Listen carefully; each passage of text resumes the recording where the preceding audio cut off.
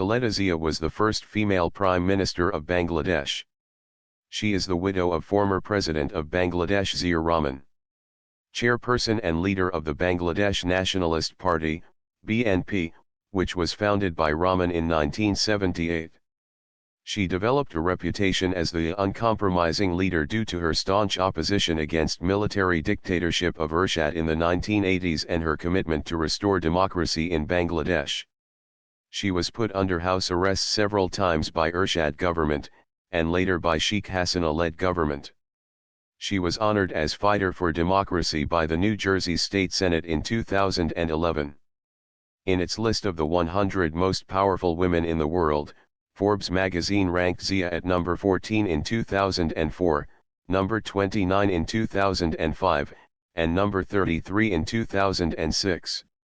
Zia was jailed for a total of 17 years for the Zia Orphanage Trust corruption case and Zia Charitable Trust corruption case in 2018. Referring to the international and domestic legal experts, the U.S. State Department in its 2020 country reports on human rights practices opined that lack of evidence to support the conviction suggests the case was a political ploy to remove her from the electoral process.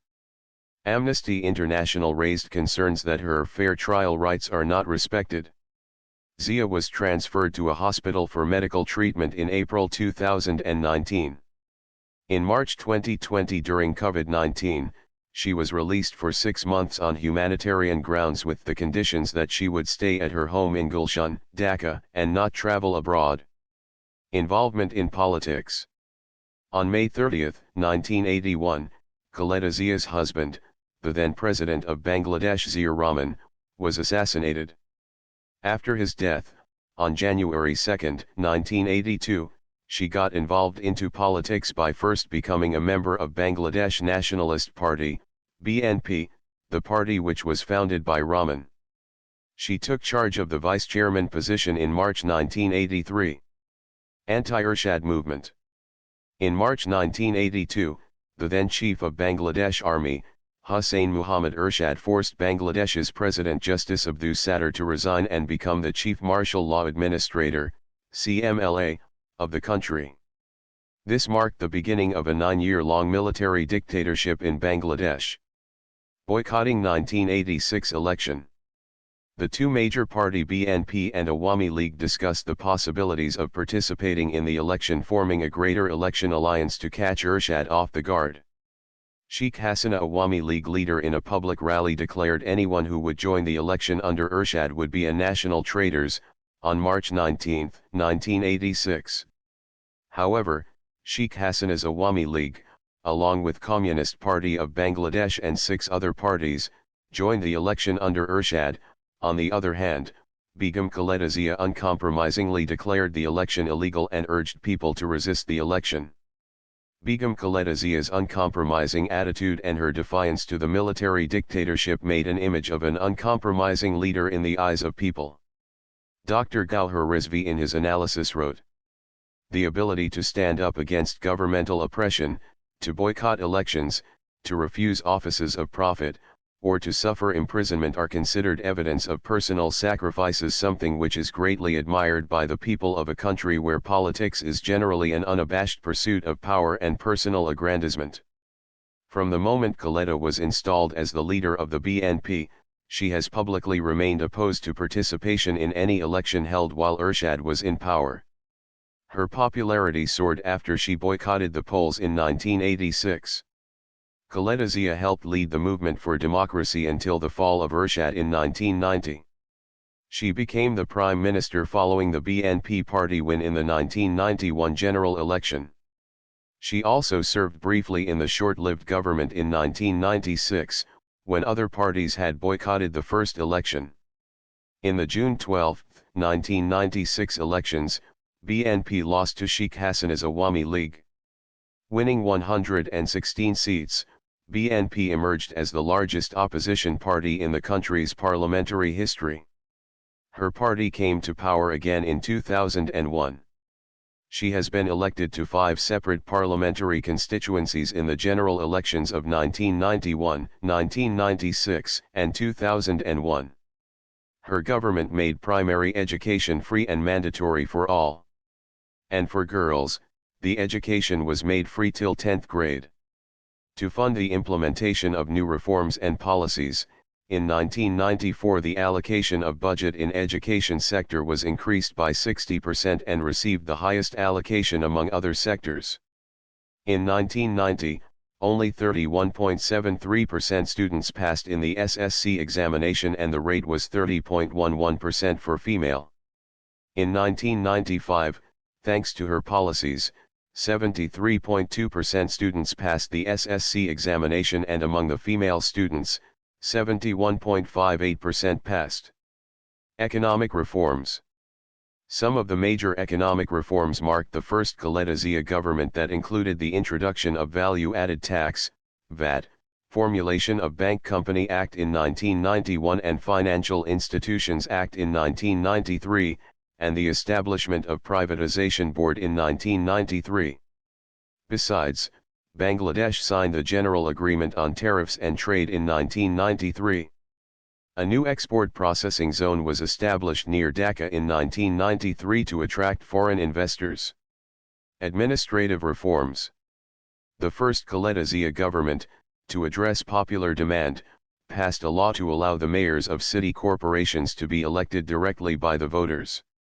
Before that, the elected ward councillors of each ward of the city corporation used to elect the mayor of the city. She worked on a 100-day program to fulfill most of her election pledges to the nation. During third term, the share of domestic resources in economic development efforts grew. Bangladesh began to attract a higher level of international investment for development of the country's infrastructure, energy resources, and businesses, including from the United States, Great Britain, and Japan. Restoration of law and order was an achievement during the period. Zia promoted unneighborly relations in her foreign policy. In her Look East policy, she worked to bolster regional cooperation in South Asia and adherence to the UN Charter of Human Rights. She negotiated settlement of international disputes, and renounced the use of force in international relations. Bangladesh began to participate in United Nations international peacekeeping efforts. In 2006, Forbes magazine featured her administration in a major story praising her achievements. Her government worked to educate young girls, nearly 70% of Bangladeshi women were illiterate, and distribute food to the poor. Half of Bangladesh's 135 million people live below the poverty line. Her government promoted strong GDP growth, 5%, based on economic reforms and support of an entrepreneurial culture. When Zia became Prime Minister for the third time, the GDP growth rate of Bangladesh remained above 6%. The Bangladesh per capita national income rose to $482.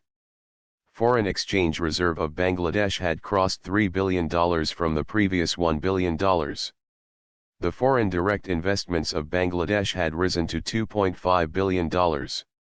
The industrial sector of the GDP had exceeded 17% at the end of Zia's office. Foreign policy. Saudi Arabia. Zia made some high-profile foreign visits in the later part of 2012.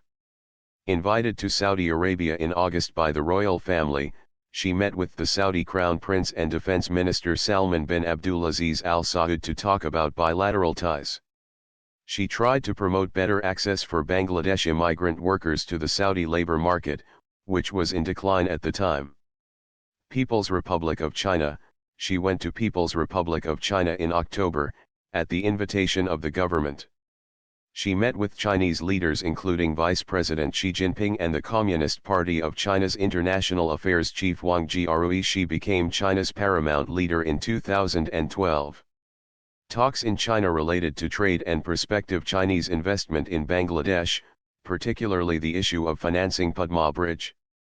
At the beginning of 2012, the World Bank, a major prospective financier, had withdrawn, accusing government ministers of graft. The BNP announced that the Chinese funding for a second Padma Bridge was confirmed during her visit. India. On October 28, 2012, Zia visited India to meet with President Pranab Mukherjee, Prime Minister Manmohan Singh and a number of officials including Foreign Minister Salman Khurshid, National Security Advisor Shiv Shankar Menon, Foreign Secretary Ranjan Mathai and BJP leader and leader of opposition Sushma Swaraj. Talks were scheduled to cover bilateral trade and regional security. Zia's India visit was considered notable as BNP had been considered to have been anti-India compared to its rival Awami League 69. At her meeting with Prime Minister Singh, Zia said her party wanted to work with India for mutual benefit, including the fight against extremism. Indian officials announced they had come to agreement with her to pursue a common geopolitical doctrine in the greater region to discourage terrorists. In December 2008, the caretaker government organized general elections where Zia's party lost to the Awami League. Boycotting 2014 election.